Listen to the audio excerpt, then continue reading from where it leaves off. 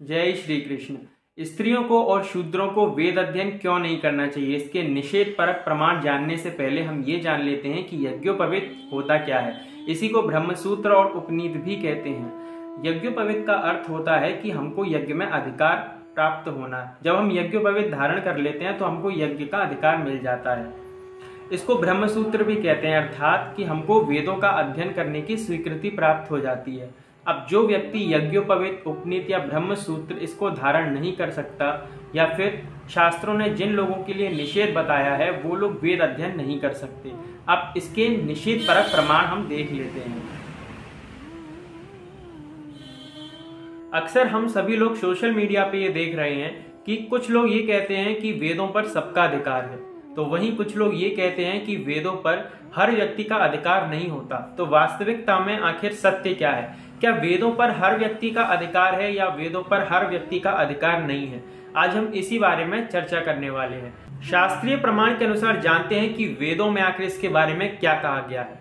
तो अथर्ववेद के अंदर 1971 में बताया गया है कि ब्राह्मण, क्षत्रिय और वैश्य को पवित्र करने वाली वेद रूपी माता मेरे द्वारा स्थित होकर मुझे ज्ञान की प्रेरणा करे।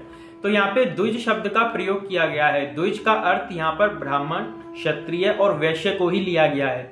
द्विज के अंदर शूद्र शब्द नहीं आ रहा है, तो इसका अर्थ है कि शूद्र का अधिकार वेद अध्ययन में नहीं बताया गया है, क्योंकि द्विज का अर्थ होता है 2 बार जन्म लेना, और 2 बार जन्म लेना ब्राह्मण, क्षत्रिय और वैश्य के लिए ही बताया गया है। नरसिंहपुर तापिन्य उपनिषद में ये बताया जा रहा है कि गायत्री मंत्र, ओमकार, यजुर्वेद उपलक्षित यज्ञ आदि जो हैं उनमें स्त्री और शूद्र का अधिकार नहीं है।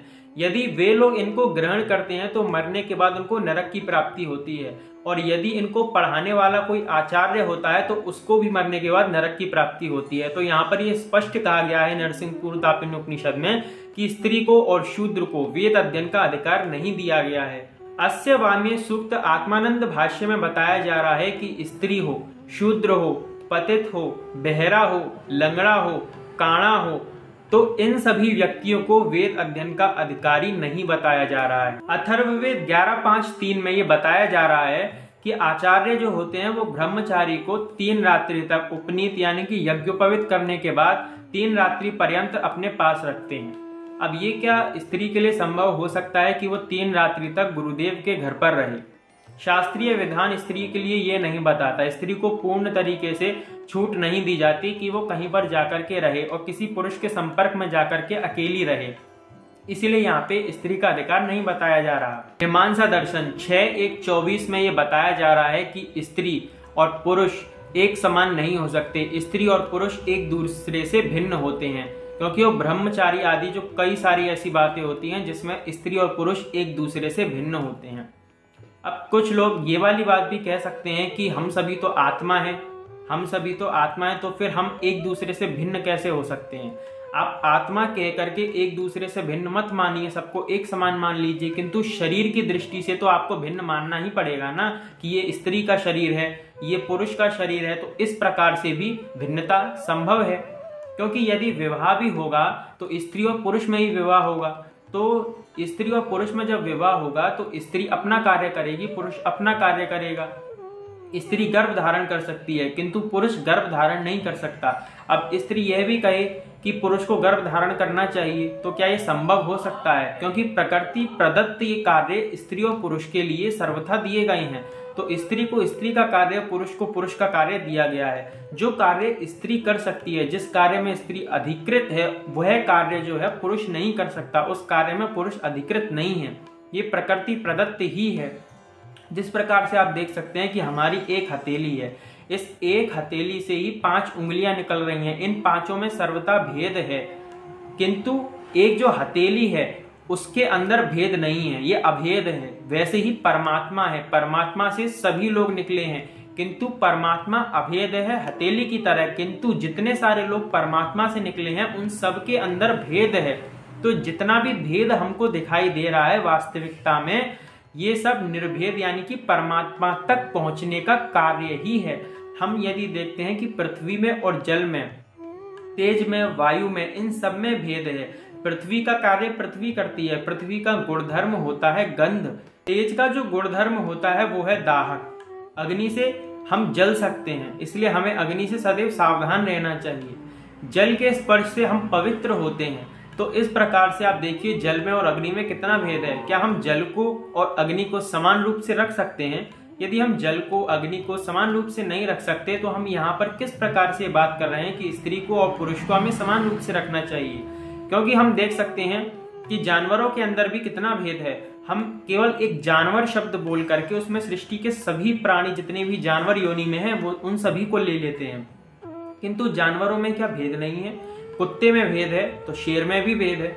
हम यदि कुत्ते को डंडा दिखाएंगे तो कुत्ता भाग जाएगा, किंतु यदि शेर को डंडा दिखाएंगे तो शेर हमको मारने के लिए आएगा। शेर उससे डरेगा नहीं। तो शेर के अंदर और कुत्ते के अंदर कितना भेद है। शेर का शरीर और कुत्ते का शरीर, इन दोनों के शरीर में कितना भेद है। भैंस का शरीर और एक सांड का जो शरीर होता है उसके अंदर कितना भेद है। सर्प का जो शरीर होता है और जो एक छोटे बिच्छू का शरीर होता है, चूहे का शरीर होता है, एक बिल्ली का शरीर होता है, तो इन सब शरीरों के अंदर कितना भेद है।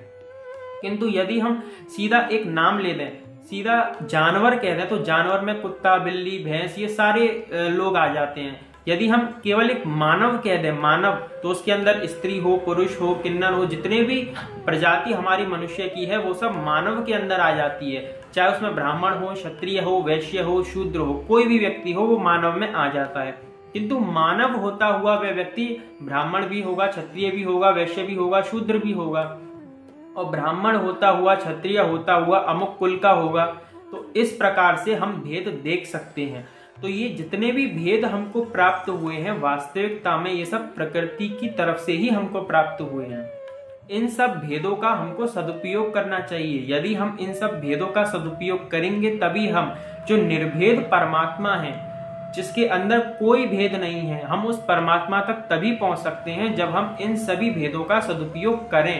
अब वो सदुपयोग हम करेंगे कैसे? अब आप देखिए सारस्वती सुषमा में ये बताया गया है कि जो देवता लोग हैं वो हर किसी व्यक्ति से जो हवि है उसको ग्रहण नहीं करते। वो हवि केवल ब्राह्मण, क्षत्रिय, वैश्य और शूद्र इन लोगों से ही हवि को ग्रहण करते हैं। जो लोग यज्ञ में अधिकृत हैं केवल उन्हीं से जो देवता लोग हैं वो हवि को ग्रहण करते हैं। जो लोग यज्ञ में अधिकृत नहीं हैं उन लोगों से देवता हवि को भी ग्रहण नहीं करते। तो फिर करने से फायदा क्या है? उसको जब देवता ही एक्सेप्ट नहीं कर रहे तो हम उस कार्य को कर क्यों रहे हैं? जब शास्त्र ने अलग विधान बताया है कि जब हम यज्ञ कर रहे हैं, ब्राह्मण, क्षत्रिय, वैश्य यदि यज्ञ करते हैं उसका जो फल होता है वो शूद्र को जो कार्य उसको शास्त्र सम्मत दिया गया है वो कार्य करने से वही फल उसको प्राप्त हो जाता है। तो फिर उसको वेद अध्ययन क्यों करना है? उसको जनेऊ धारण क्यों करना है? हम आज आधुनिक युग में ये बातें देख रहे हैं कि जहाँ पर ब्राह्मण, क्षत्रिय, वैश्य ये जो लोग हैं जो अधिकृत हैं वेद अध्ययन में, जनेऊ धारण करने में, ये लोग जनेऊ धारण नहीं कर रहे, ये लोग वेद अध्ययन नहीं कर रहे। किंतु जो लोग अधिकृत नहीं हैं अर्थात शूद्र है, स्त्रियां हैं, किंतु ये सभी लोग लालायित हैं कि हम ये सारे कार्य करें, बल्कि उनका जो कार्य है वो शास्त्रों में कुछ और ही निर्धारित किया गया है। उपनयन संस्कार और वेद अध्ययन इनका जो फल होता है वो स्त्री और शूद्र को उनके जो कार्य शास्त्रों में दिए गए हैं वो कार्य करके ही उनको उसका फल प्राप्त हो जाता है। मनुस्मृति 167 में बताया गया है कि स्त्रियों का जो यज्ञोपवीत होता है वो उनका विवाह संस्कार होता है। उनको अलग से यज्ञोपवीत धारण करने के लिए अधिकार नहीं दिया गया, उसको उसमें अधिकृत नहीं बताया गया है। जब उनका विवाह हो जाता है उसी को उनका यज्ञोपवीत मान लिया जाता है। पति सेवा, गृह गृहवास स्थानीय है, घर के काम काज, भोजन आदि बनाना ही उनके लिए शास्त्रीय विधान बताया गया है। अब इसको कुछ लोग कहेंगे कि ये जो श्लोक बताया जा रहा है ये प्रक्षिप्त श्लोक है, किंतु यदि आप इसको गूगल पे भी सर्च करेंगे तो ये जो प्रक्षिप्त बताया जा रहा है इस श्लोक को, तो ये केवल आर्य समाजियों के अंदर दयानंद जी ही बता रहे हैं और कोई आचार्य इसको प्रक्षिप्त श्लोक नहीं मानते हैं। श्री संप्रदाय के माधवाचार्य शास्त्री ने भी इस श्लोक को माना है, शंकराचार्य भी इस श्लोक को मानते हैं। बाकी सभी जो प्रमाणिक आचार्य हमारे गुरु परंपरा से हैं, माधवाचार्य शास्त्री, शंकराचार्य जी श्री संप्रदाय से, रामानुजाचार्य जी, ये सभी इस श्लोक को मानते हैं। किंतु केवल आर्य समाजियों की जो वेबसाइट है गूगल पे वेदों के अंदर केवल उसी के अंदर इस श्लोक को प्रक्षिप्त बताया गया है। इसलिए जो ये श्लोक है वास्तविकता में प्रक्षिप्त नहीं है, ये श्लोक मूल श्लोक है। अब ये श्लोक प्रक्षिप्त कैसे हो सकता है, क्योंकि इसमें कोई गलत बात तो नहीं बोली गई है। इसके अंदर केवल इतना बोला गया है कि स्त्रियों का जो यज्ञोपवीत होता है वो उनका विवाह संस्कार होता है। जब उनके विवाह संस्कार को उनका यज्ञोपवीत माना जा रहा है और उसको उसमें अधिकृत नहीं बताया जा रहा, तो इसमें प्रक्षिप्त होने वाली बात कौन सी है। यहाँ पर पति सेवा करना, क्या ये प्रक्षिप्त है? क्या पति की सेवा नहीं करनी चाहिए? क्या घर के कामकाज भोजन आदि बनाना स्त्री के लिए ये विधान नहीं बताया गया है? क्या ये इसमें प्रक्षिप्त माना गया है? क्या जितनी भी पतिव्रता स्त्रियां हुई हैं या फिर आगे होंगी, जिस प्रकार से माता लक्ष्मी है, जिस प्रकार से माता पार्वती हैं, जिस प्रकार से माता सीता हैं, क्या ये पतिव्रता स्त्रियां नहीं थी? तो क्या इन सबको प्रक्षिप्त मान लिया जाएगा? तो ये सारी बातें जो हैं वो केवल अपवाद स्वरूप हैं। वास्तविकता में ये श्लोक मूल श्लोक है और ये प्रक्षिप्त श्लोक नहीं है। याज्ञवल्क्य शिक्षा 1-2-13 में ये बताया गया है कि स्त्रियों का जो विवाह संस्कार होता है उसी में केवल मंत्र होते हैं, बाकी उसके जितने संस्कार होते हैं विवाह संस्कार के अलावा वो सारे अमांत्रिक होते हैं, यानी कि उनमें मंत्रों की आवश्यकता नहीं होती है। तो किस प्रकार से यहाँ पर अधिकृत बताया जा रहा है? केवल आर्य समाजियों के अंदर दयानंद सरस्वती जी के भाष्यों के अंदर ही ये कथन मिलता है। जितने भी हमारे प्रमाणिक आचार्य हुए हैं उनका कथन स्पष्ट है कि इस प्रकार से हर व्यक्ति को किसी भी मंत्र के अंदर अधिकृत नहीं माना जाता, और कई सारे शास्त्रीय प्रमाण भी इसमें बताए गए हैं। कोई व्यक्ति ये कहता है कि आप शास्त्रीय प्रमाण लेकर के आइए तभी हम इसके ऊपर बात करेंगे, तो इतने सारे शास्त्रीय प्रमाण हैं। अब यदि किसी को बात करनी हो तो वो बात भी कर सकता है। मनुस्मृति 11:36 में ये बताया जा रहा है कि स्त्री हो, युवती कन्या हो, थोड़ा पढ़ा हुआ हो, मूर्ख हो, बीमार हो, संस्कारहीन व्यक्ति हो, ये अग्निहोत्र में इन लोगों को होता नहीं बनाया जा सकता। तो मनुस्मृति में भी इन श्लोकों के माध्यम से यहाँ पे स्त्री का नाम लिया गया है, युवती कन्या का नाम लिया गया है। तो किस प्रकार से हम ये कह सकते हैं कि इन सभी को अधिकृत मानना चाहिए? अब उपयुक्त प्रमाण जो मैंने आपको दिए इन सभी के अंदर स्त्री जो है वो अधिकृत नहीं है। ये सब वेदों के अंदर बताया जा रहा है, मनुस्मृति के अंदर बताया जा रहा है।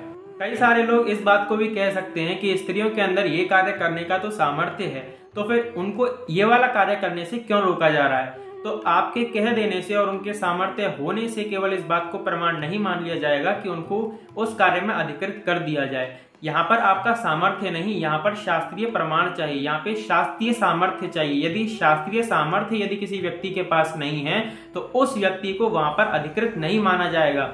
यदि उनका यज्ञोपवीत नहीं हो रहा है, यदि शास्त्र उसमें प्रमाण बता रहा है, तो यज्ञोपवीत के ना होने से ही यहाँ पे शास्त्रीय सामर्थ्यता आपके अंदर नहीं मानी जाएगी और उसके अनुसार ही हमको कार्य करना होगा। और यदि शास्त्र यह भी बता रहा है कि आप यदि उस कार्य में अधिकृत नहीं है, उसके बदले आपको कोई दूसरा कार्य दिया गया है, वो कार्य करके आप उस कार्य का फल प्राप्त कर सकते हैं, तो आपको केवल वही कार्य क्यों करना है जिसमें आप अनधिकृत हैं? श्रुति, स्मृति और पुराण में इन सभी बातों को बताया गया है कि क्यों स्त्रियों को और शूद्रों को वेद अध्ययन नहीं करना चाहिए। तो निषेध परक प्रमाण भी मैंने आपके सामने उपस्थित किए। अब देखने वाले लोग यह भी देख सकते हैं कि ये केवल एक कोरी कल्पना है, ये केवल एक रूढ़िवाद है, फैलाया गया है, एक भ्रम है, या फिर वास्तविकता में शास्त्रों के आधार पर ही बात करने से हमको ये पता चलता है कि वास्तविकता में स्त्रियों को और शूद्रों को वेद अध्ययन करने का अधिकार नहीं है। निर्णय मैं आप सभी के ऊपर छोड़ता हूँ। प्रमाण प्रस्तुत करने के बाद आप सभी का इस बारे में क्या कहना है? क्या वास्तविकता में सत्य है या फिर असत्य है? उपनयन संस्कार के लिए ब्राह्मण, क्षत्रिय और वैश्य इन तीनों के ही काल यानी कि समय का निश्चित अवधि डिसाइड की गई है कि किस समय पर इनका निश्चित उपनयन संस्कार हो जाना चाहिए।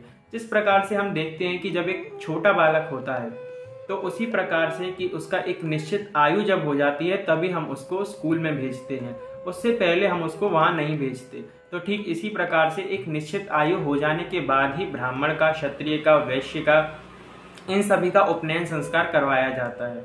उस काल के पश्चात यदि उपनयन संस्कार नहीं होता है तो वो पतित माने जाते हैं। और भगवान श्री कृष्ण ने कहा है ऋतु नाम कुसुमा कराह, अर्थात भगवान श्री कृष्ण ने वसंत ऋतु को ही अपनी विभूति भी बताया है। ठीक इसी प्रकार से जो ब्राह्मण बालक का उपनयन संस्कार का जो समय बताया गया है, जो काल बताया गया है, वो वसंत ऋतु बताया गया है कि वसंत ऋतु के अंदर ही ब्राह्मण बालक का उपनयन संस्कार हो जाना चाहिए। ठीक इसी प्रकार से आगे क्षत्रिय का उपनयन काल बताया गया है कि ग्रीष्म ऋतु के अंदर क्षत्रिय का उपनयन संस्कार हो जाना चाहिए। ऐसे ही वैश्य पुत्र के लिए शरद ऋतु का विधान किया गया है किंतु यहाँ पर कहीं भी शूद्रों के लिए और स्त्रियों के लिए ऐसा कोई काल या अवधि सुनिश्चित नहीं की गई है जिसमें उनका उपनयन संस्कार किया जा सके। जब ब्राह्मण का, क्षत्रिय का, वैश्य का हमारे शास्त्रों ने एक काल सुनिश्चित किया है कि इस समय पर इनका उपनयन संस्कार हो जाना चाहिए, तो फिर स्त्री और शूद्र के लिए भी सुनिश्चित करना चाहिए था। स्त्री और शूद्र के लिए ऐसा कोई काल सुनिश्चित नहीं किया गया है जिसमें उनका उपनयन संस्कार करवाया जा सके। इसलिए ये केवल एक कोरी कल्पना है आज के लोगों की कि स्त्रियों को और शूद्रों को वेद अध्ययन करना चाहिए और उसमें अधिकृत मानना चाहिए।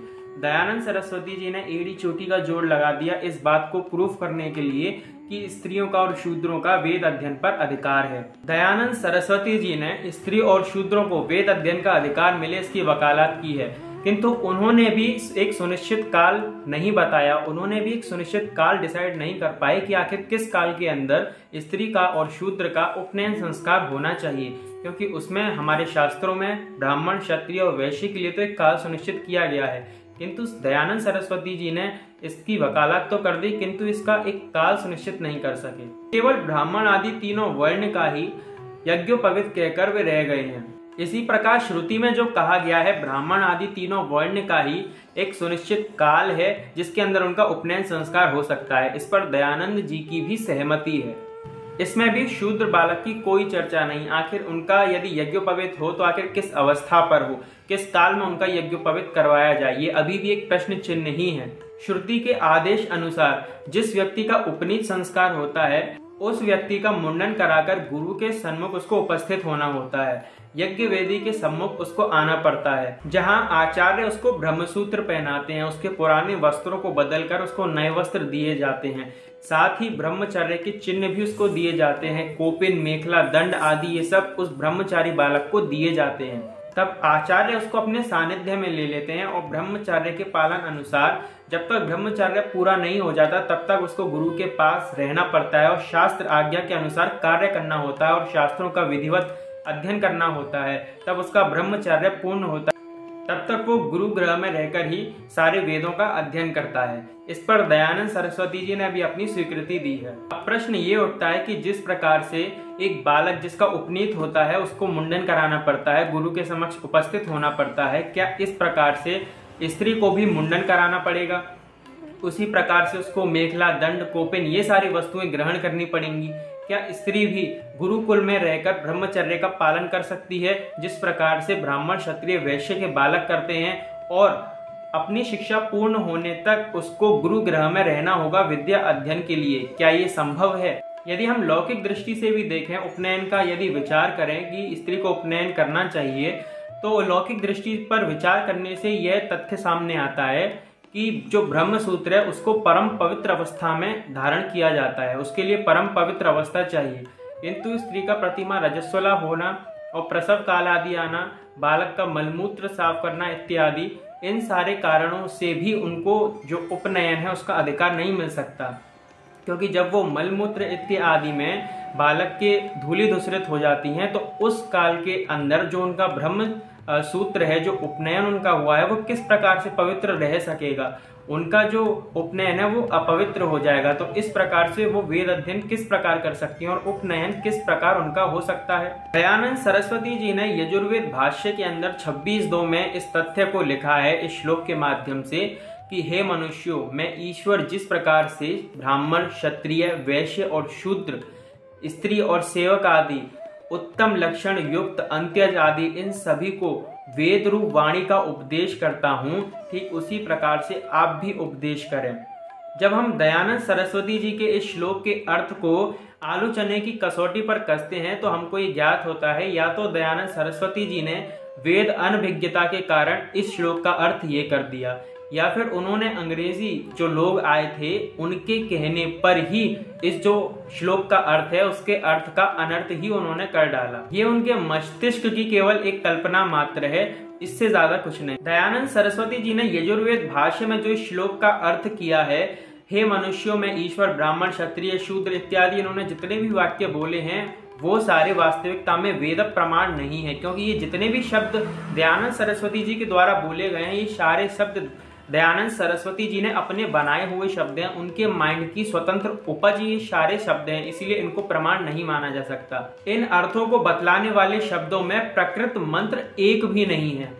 दयानंद सरस्वती जी ने जो ये श्लोक दिया है यजुर्वेद भाष्य में, ये अधूरा श्लोक है। जब हम इसको पूर्ण श्लोक बनाते हैं, जब वेदों में देखते हैं, तो ये इसका पूर्ण श्लोक है। और पूर्ण श्लोक का अर्थ करने पर इसका ये अर्थ कदापि नहीं निकलता कि ईश्वर इस श्लोक के माध्यम से ये कह रहे हैं कि हे मनुष्यों, ब्राह्मण, क्षत्रिय, वैश्य, शूद्र, स्त्री और अंत्यजाति, इन सभी को मैं 4 वेद रूप वाणी का उपदेश करता हूँ, इसी प्रकार आप भी उपदेश करें। ये अर्थ इसका कदापि नहीं निकलता, क्योंकि पूर्ण श्लोक जो है वो इस प्रकार से है। इस मंत्र के पूरे ज्ञात होने पर हमको ये पता चलता है कि जो ये मंत्र है, इसका जो वक्ता है वो ईश्वर नहीं है, और ना ही इसमें से कहीं ऐसी गंध आ रही है जहाँ पे शूद्र को और स्त्री को वेद अध्ययन के लिए प्रेरणा दी हो, या फिर इसमें ऐसा वाक्य बोला गया हो कि स्त्री को और शूद्र को वेद अध्ययन करना चाहिए। किसी भी मंत्र के अर्थ को समझने के लिए वास्तविकता में उसकी कसौटी क्या है, उसके हम ऋषि देखते हैं, देवता देखते हैं, फिर उसके विनियोग का ज्ञान, यही उसकी कसौटी होती है। जब हम इन तीनों वस्तुओं को नहीं जानेंगे तो वास्तविकता में मंत्र का अर्थ किसी भी प्रकार से नहीं लगाया जा सकता। तो स्वामी जी ने अपने भाष्य में आगे लिखा, इसे हमें पता चलता है कि इस मंत्र का साक्षात्कार करने वाला जो देवता है वो ईश्वर है, और जो ऋषि है वो लोगाक्षी है। इसमें देवता का क्या अर्थ होता है ये भी समझ लेना चाहिए। देव का अर्थ होता है देवता। सीधे और सरल शब्दों में यदि कहा जाए तो जो वर्णन करने वाला होगा, जो बोलने वाला होगा, जो वक्ता होगा, वो ऋषि होगा, और जिसका वर्णन किया जा रहा होगा वो देवता होगा। जब यथेमा मंत्र का जो देवता है वो ईश्वर है, तो उसमें देवता का अर्थात ईश्वर का वर्णन किया जाएगा, और जो ऋषि है वो उसका वर्णन करेगा। क्योंकि मंत्रों के अकॉर्डिंग देखा जाए तो जिसका वर्णन होगा वो देवता होगा। अब यथेमा का अर्थ इसमें जब इन्होंने देवता बता दिया, तो जो देवता है वही ईश्वर बता दिया, तो ईश्वर तो वर्णन कर रहा है, तो यहाँ फिर इसका अर्थ रहा कैसे? इस प्रकार से इसको समझ लेंगे तो ईश्वर जो कि कह रहा है कि ब्राह्मण, क्षत्रिय, वैश्य, शूद्र, यानी कि दयानंद जी के भाष्य में ईश्वर को वक्ता बना दिया गया है इस मंत्र के अंदर। जब ईश्वर को वक्ता बना दिया गया तो वो देवता कहाँ रहा, वो तो ऋषि हो गया, क्योंकि ऋषि वर्णन करता है किसका? देवता का। और देवता कौन होता है? जिसका वर्णन किया जाए। किंतु इनके यजुर्वेद भाष्य के अंदर इन्होंने जो देवता बताया गया है उसका अर्थ इन्होंने ईश्वर कर दिया है। तो ईश्वर जो है वो वर्णन कर रहा है, तो वर्णन करने वाला मंत्र के अंदर ऋषि बताया गया है, तो देवता का अर्थ तो फिर ऋषि हो जाना चाहिए। यदि आपको समझ में नहीं आया तो मैं आपको इस बात को एक दोबारा तरीके से बता देता हूँ सरल भाषा में। यजुर्वेद भाष्य के अंदर दयानंद सरस्वती जी ने ये जो मंत्र दिया है, इसका जो अर्थ किया है उन्होंने, इसका अर्थ तो आपको मैंने बता दिया। अब जो इसका अर्थ उन्होंने किया है, सबसे पहले मंत्र का देवता देखा जाता है कि इस मंत्र का देवता कौन है, फिर देखा जाता है कि इस मंत्र का ऋषि कौन है। इन सारे तथ्यों को ध्यान में रखते हुए ही उस मंत्र का अर्थ निकाला जा सकता है। अब बात आती है कि जो मंत्र है, जो उसका वक्ता होता है वो ऋषि होता है, कोई देवता नहीं। दयानंद जी ने अपने भाष्य के अंदर जो है जो देवता है उसको ईश्वर कह दिया है, तो इसमें उन्होंने ईश्वर को वक्ता बना दिया है मंत्र के अंदर। तो जब ईश्वर को वक्ता बनाया गया है तो वो देवता कहाँ से हो गया? वो तो फिर ऋषि हो गया, क्योंकि मंत्रों के अंदर तो ऋषि वक्ता होते हैं और उसमें जो वर्णन किया जाता है एक देवता का वर्णन किया जाता है। इस बात का जो स्पष्टीकरण है वो अगले मंत्र से हो जाएगा। ये जो अगला मंत्र आपको दिखाई दे रहा है, ये अगले मंत्र के अंदर भी स्वामी जी ने जो देवता है उसको ईश्वर ही माना है और ईश्वर को ही वक्ता बना दिया है। बल्कि ऋषि वक्ता होता है, देवता वक्ता नहीं होता। देवता के बारे में वर्णन किया जाता है। ऐसा संभव नहीं हो सकता कि एक तरफ तो ईश्वर स्वयं वक्ता है और दूसरी ही तरफ ईश्वर अपना ही वर्णन कर रहा है, अपने स्तुत्य योग्य भी ईश्वर ही है। तो ईश्वर ही वक्ता है और ईश्वर ही अपना वर्णन कर रहा है, तो इस प्रकार से मंत्र में नहीं देखा जाता। ये मंत्र का सिद्धांत है, ये एक छोटा सा सिद्धांत हर व्यक्ति को पता होता है। आप किसी से भी पूछेंगे तो हर व्यक्ति, हर ब्राह्मण को, जो व्यक्ति जानता होगा उसको ये पता होता है कि हर मंत्र का देवता होता है, हर मंत्र का ऋषि होता है। ऋषि के द्वारा मंत्र बोला जाता है और देवता की उसमें स्तुति की जाती है। इस मंत्र में स्पष्ट है कि ऋषि देवता से प्रार्थना कर रहा है कि हे ईश्वर मुझे धन दे, हे बृहस्पति मुझे धन दे। क्या कोई भी व्यक्ति इसका यह अर्थ करने का साहस कर सकता है कि हे बृहस्पति, मैं ईश्वर तुझसे धन की याचना करता हूँ? क्योंकि इसका ये अर्थ कदापि नहीं किया जा सकता, क्योंकि जब ईश्वर को वक्ता बना दिया जाएगा तो तो स्वयं जो वक्ता ईश्वर है वो इस वाक्य को बोलेगा कि हे बृहस्पति, मैं तुझसे धन की याचना करता हूँ। ये बात तो केवल ऋषि ही बोलेगा, क्योंकि वो देवता की स्तुति करेगा। तो ये तो मंत्र का एक सिद्धांत है। अच्छा, यहाँ पर सबसे बड़ी बात एक देखने की ये है कि स्वामी जी के अनुसार जो ईश्वर है वो तो निराकार है, और इन्होंने अपने यजुर्वेद भाष्य के अंदर जो ये बात बोली है कि हे मनुष्यों, ब्राह्मण, क्षत्रिय, वैश्य, शूद्र, इन सबको मैं वेदों का उपदेश करता हूँ। तो ईश्वर तो निराकार है, उसकी स्त्री कहाँ से आएंगे, उसके सेवक आदि कहाँ से आएंगे, और उसके मनुष्य कहाँ से आएंगे। तो इस प्रकार से जो इन्होंने ये भाष्य किया है, इसका जो अर्थ किया है वो ही गलत है, क्योंकि ये तो निराकार को मानते हैं और ये सारी बातें तो केवल साकार ही कर सकता है। इन्होंने इस तथ्य को बता करके अपनी ही बातों का खंडन कर दिया, क्योंकि स्वामी जी जो है वो निराकार ईश्वर को मानते हैं, और निराकार ईश्वर के स्त्री सेवक आदि होते नहीं। और जब ये निराकार ईश्वर को मानते हैं तो इस साकार की बात किस प्रकार से कर रहे हैं भाष्य के अंदर। ये जो मंत्र है इसमें बताया गया है ये ईश्वर प्रोक्त नहीं है, और ना ही इसमें ये बताया जा रहा है कि वेदों के अध्ययन में किसका अधिकार है और वेदों के अध्ययन में किसका अधिकार नहीं है। वेद की वाणी का यहाँ पर कोई प्रसंग ही नहीं है। इस मंत्र के अंदर ऋषि की ओर से परमात्मा के लिए प्रार्थना की गई है, केवल इतनी सी बात है। यहाँ पे ना अधिकारी की बात है और ना ही अनधिकारी की बात ही है। आगे जो ऋग्वेद है इसके अंदर जो ये मंत्र बताया जा रहा है, इस मंत्र के अंदर जो सरस्वती जी है, सरस्वती का अर्थ इन्होंने एक सामान्य मानुषी स्त्री कर दिया है, और उस मानुषी स्त्री को अर्थ करके उस मानुषी स्त्री को यज्ञ में बुलाने का अधिकार दिया जा रहा है। यहाँ जो पठित सरस्वती शब्द है वो वाक अधिष्ठात्री देवता का पर्याय बताया जा रहा है। यहाँ पर मानुषी स्त्री का अर्थ नहीं है। यहाँ पे सरस्वती के माध्यम से देवता का आह्वान किया जा रहा है। यहाँ पे मानुषी स्त्री का आह्वान नहीं किया जा रहा उसको यज्ञ में अधिकार देने के लिए। तो यहाँ पे इन्होंने गलत अर्थ कर दिया। यहाँ पे मानुषी स्त्री करके और उसको यज्ञ में अधिकार दिलवाने की चेष्टा की गई है। आगे जो ये मंत्र है, इस मंत्र के अंदर पत्नी के साथ यज्ञ में जाने का विधान बताया गया है, जो कि सर्वथा मान्य है। उसे अवश्य ही साथ लेकर के यज्ञ करना चाहिए। अब उसे साथ लेकर के यज्ञ करना चाहिए, इसका अर्थ ये नहीं हो गया कि उसको वेद अध्ययन में अधिकार दिया जा रहा है। वहां पे तो सोने का भी वर्णन आता है, पासों का भी वर्णन आता है। तो क्या सोने को और पासे को वेद अध्ययन का अधिकार प्राप्त होता है? क्या सोने और जो पासे होते हैं क्या वो वेद पढ़ते हैं? अयज्ञो व एष यो पत्निका, इसका समाधान भी सनातन दृष्टि से ये है कि पत्नी शून्य यज्ञ जो होता है वो अयज्ञ ही होता है। वो यज्ञ जो होता है वो मान्य नहीं माना जाता। कोई व्यक्ति यदि बिना पत्नी के यज्ञ करता है तो उस यज्ञ में उसका अधिकार नहीं बताया जाता। इसीलिए जब रामचंद्र जी ने यज्ञ की थी तो रामचंद्र जी ने सोने की सीता बनवाई थी, जिससे कि उनका यज्ञ जो है वो सफल हो सके। जब वास्तविक भगवती सीता उनके साथ नहीं थी तब उन्होंने स्वर्ण की सीता बनवाई, और स्वर्ण की सीता के साथ ही वहां बैठ करके उन्होंने यज्ञ किया था। गोभिल के अनुसार प्रावृताम यज्ञोपवितनीम, इस सूत्र के माध्यम से ये बताया जाता है कि स्त्री को यज्ञोपवित वाली बताया गया है, किंतु वास्तविकता में इस जो सूत्र है इसका अर्थ ये नहीं है कि स्त्री को यज्ञोपवित वाली बताया गया है। यहाँ पर इसका जो वास्तविक अर्थ है वो ये है कि यज्ञोपवित की भांति पहनी हुई, यानी कि एक वस्त्र है उसको यज्ञोपवित की भांति उसने पहन लिया है। जिस प्रकार से हम इस प्रकार से कह सकते हैं इस बात को कि यदि हम कोई मिष्ठान आदि बनाते हैं तो उस मिष्ठान के अंदर वो वस्तु भी उपयोग हो सकती है जो वस्तु अमुक मिष्ठान के अंदर उपयोग हो सकती है। जिस प्रकार से गाजर के हलवे के लिए भी दूध का उपयोग किया जाता है, किंतु रबड़ी बनाने के लिए भी दूध का उपयोग किया जाता है। तो इस प्रकार से इस हम बात को ले सकते हैं। एक प्रोसेस या फिर एक मेथड जो बिल्कुल उसी की तरह सेम प्रोसेस है, इस बात को हम समझ सकते हैं कि ये विधा भी उस विधा की तरह ही समान ये कार्य हो सकता है। जिस प्रकार से हमने अमुक कार्य किया था उस प्रकार से ही हम अमुक कार्य को भी कर सकते हैं। वर ने कन्या को एक वस्त्र दिया है जिसको उसे यज्ञोपवीत की तरह ढाल लेना चाहिए, अर्थात जिस प्रकार से यज्ञोपवीत को धारण किया जाता है, कन्या को उस वस्त्र को जो वर ने उसे दिया है उसको यज्ञोपवीत की तरह पहन लेना चाहिए। इसका ये अर्थ है। स्वामी जी ने इसके अंदर लिखा है कि इस मंत्र को बोल करके वर वधु को उपवस्त्र देवे, वह वधु उस वस्त्र को यज्ञोपवीत की तरह धारण करे।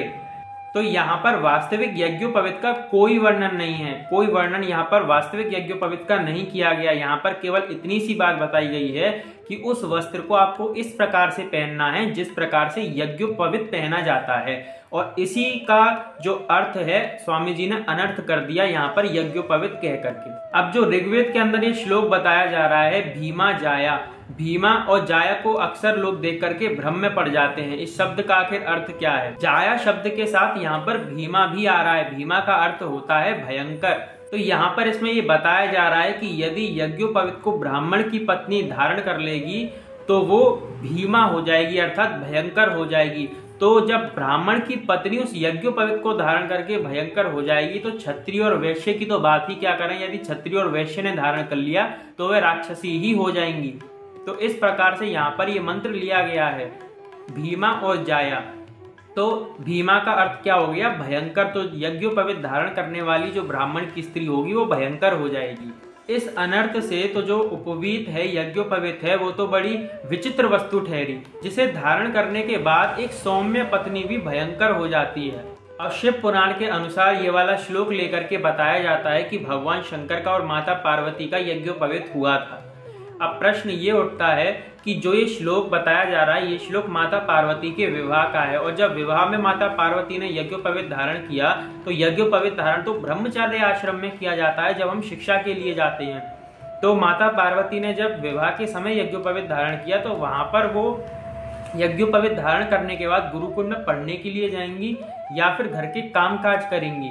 यहाँ पर जो बताया जा रहा है वो केवल एक कार्य विशेष है जो कि भगवान शंकर के लिए बताया जा रहा है कि भगवान शंकर ने इस कार्य को किया, ना कि माता पार्वती के लिए बताया जा रहा है। वाल्मीकि रामायण का ये वाला श्लोक बताया जाता है। इसके अंदर बोला जाता है कि भगवान श्री रामचंद्र जी के आगे रावण ने मायामयी सीता का वध किया था, इसका उल्लेख है। इस श्लोक के माध्यम से ये प्रूव करने का प्रयास किया जाता है कि माता सीता ने यज्ञोपवीत धारण किया था। रावण ने मायामयी सीता का वध किया था, यज्ञोपवीत के समीप से उनको काट दिया था, किंतु यहाँ पर ऐसी कोई चर्चा ही नहीं है, ऐसी कोई बात ही नहीं की गई है इस श्लोक के अंदर। ये जो श्लोक है इसका अर्थ है, मायावी जो रावण है उसने माता सीता के जो बाएं कंधे से कोख तक जिस प्रकार यज्ञोपवीत धारण किया जाता है उस प्रकार से उसने माता सीता का जो मायामयी थी उनका वध कर दिया, उनको वहां से काट दिया। यहाँ पे यज्ञोपवीत धारण की तो कोई बात ही नहीं है। तो किस प्रकार से ये लोग उलट फेर करके ये सिद्ध करने का प्रयास करते हैं कि स्त्रियां यज्ञोपवीत धारण कर सकती हैं। ना तो शिव पुराण के अंदर माता पार्वती का ही ऐसा वर्णन आया, क्योंकि वो जो श्लोक था वो माता के विवाह का श्लोक था। इस श्लोक के अंदर जो बताया गया वो इस प्रकार बताया गया है कि बाएं कंधे से लेकर के कोख तक उस रावण ने इस प्रकार से वध किया जिस प्रकार से यज्ञोपवीत धारण किया जाता है। तो इस प्रकार से यज्ञोपवीत धारण किया जाता है, उस प्रकार से रावण ने सीता जी को काट दिया। यहाँ सीता जी के सूत्र में यज्ञोपवीत का कोई वर्णन नहीं है। वाल्मीकि रामायण का ये वाला भी श्लोक दिया जाता है। इस श्लोक के माध्यम से भी ये बताया जाता है कि माता सीता जो है वो यज्ञोपवीत धारण उन्होंने किया था। तो इस श्लोक का जो अर्थ है, जो सभी टीकाकारों ने लिखा है, सभी टीकाकारों ने इस श्लोक का जो अर्थ है वो ये बताया है कि माता सीता ने संध्या के समय किए जाने वाले कृत्य किए, अर्थात संध्या के समय हम कौन से कार्य करते हैं, भगवत आराधना करते हैं, स्नान आदि करते हैं, ध्यान आदि करते हैं, तो ये सारे कार्य माता सीता ने किए। यहाँ पर यज्ञोपवीत की कोई बात नहीं है। और भगवत ध्यान, स्नान आदि ये तो कोई भी व्यक्ति कर सकता है। वहां पे एक सुंदर नदी के पास आने तक का वर्णन किया गया है। यहाँ पर ये बताया जा रहा है कि हनुमान जी ये जलवायु को देखकर, सुंदर जलवायु को देखकर ये विचार कर रहे हैं कि सीता जी यदि लंका में हैं तो स्नान आदि ध्यान करने के लिए नदी के तट पर अवश्य आएंगी। संध्या जो शब्द है वो योगिक शब्द है। इसका सीधा सा अर्थ ये है कि भगवान का सम्यक रूप से ध्यान करो। तो यहाँ पर किसी पद्धति की आवश्यकता नहीं है। जब यहाँ पर किसी पद्धति की आवश्यकता नहीं है, संध्या का अर्थ यहाँ पे ये बताया गया है कि सम्यक रूप से भगवान का केवल ध्यान करो, उसमें कोई पद्धति की आवश्यकता नहीं है। तो यहाँ पर वेद अध्ययन जो पढ़ना है वो किस प्रकार से सिद्ध होता है। अब एक प्रश्न उठता है कि कुछ लोग ये भी कहते हैं कि गार्गी, मैत्रेयी जो ब्रह्मवादिनी ऋषि पत्नियां हैं, इन्होंने वेद का पठन पाठन किया तो इनको वेद सम्यक तरीके से आते थे, तो इन्होंने भी वेद का अध्ययन किया था। किंतु वास्तविकता ये है कि उनके जो पूर्व जन्म थे उनके अंदर जो प्रतिभा थी वो पूर्व जन्म की अलौकिक प्रतिभा थी, जिसके कारण उन्होंने उन मंत्रों को सम्यक रूप से ध्यान में रखा। उनको उन मंत्रों का जो है साक्षात्कार हुआ, ब्रह्म का साक्षात्कार हुआ। इसका अर्थ यहाँ पे ये नहीं मान लिया जाएगा कि उन्होंने सम्यक रूप से किसी संप्रदाय में जाकर गुरु जी से जाकर के वेद पाठ किया हो या फिर वेद अध्ययन किया हो। यहाँ पर इसका अर्थ ये नहीं है। यहाँ पर इसका अर्थ केवल इतना ही है कि पूर्व जन्मों की साधना के कारण उनके अंदर वो जो वेद हैं वो स्वयं ही उपस्थित हो गए थे। उन्होंने कोई उसके लिए पढ़ाई नहीं की थी, वो कोई गुरुकुल में नहीं की थी। यदि आपके अंदर भी इतना सामर्थ्य है कि वेद स्वयं आपके अंदर आ जाए तो आप अवश्य करके देखिए। किंतु यहाँ पर ये नहीं मान लिया जाएगा कि इनको वेद अध्ययन का अधिकार प्राप्त हो गया। वेद में कपोत सूक्त, शर्मा सूक्त आदि इस प्रकार के सूक्त हैं। इनसे हम ये समझ लें कि कबूतर और देवताओं की कुत्ती शर्मा ने गुरु चरणों में बैठकर विधिवत वेद का अध्ययन किया, ऐसा कहना महाभूल होगी। इसलिए इस प्रकार की बातें नहीं करनी चाहिए। पूर्व जन्म की जो अलौकिक मेधा ही है जिसके कारण उनको मंत्रों का साक्षात्कार हुआ। तो इस प्रकार से हमको इन सभी तथ्यों पर विचार करना चाहिए, तभी अपना निर्णय लेना चाहिए। मैंने निषेध परक सारे प्रमाण आपको इस वीडियो के माध्यम से बताने का प्रयास किया है। ये निर्णय आप कर सकते हैं कि वास्तविकता में सत्य है या फिर असत्य है। इस वीडियो को आगे तक शेयर अवश्य कीजिए, जिससे कि आगे जो लोग भ्रम में पड़े वो उस भ्रम से बाहर निकले और वास्तविकता को पहचानें। जय श्री कृष्ण।